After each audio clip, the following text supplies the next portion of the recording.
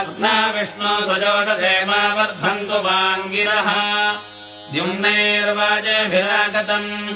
वाजश्च मे प्रसवश्च मे प्रयतिश्च मे प्रसितिश्च मे धीतिश्च मे कृतश्च मे स्वरश्च मे श्लोकश्च मे श्रावश्च मे श्रुयश्च मे ज्योतिश्च मे सुवश्च मे प्राणश्च मे भानश्च मे ज्ञानश्च मे सुश्च मे चित्तम् च महाधीतम् च मे वाक्च मे मनश्च मे चक्षुश्च मे श्रोत्रम् च मे रक्षश्च मे बलम् च महोजश्च मे सखश्च महायुश्च मे जरा च आत्मा च मे तनोश्च मे शर्म च मे वर्म च मे ङ्गानि च मे स्थानि च मे पुरोगुंसि च मे शरीराणि च मे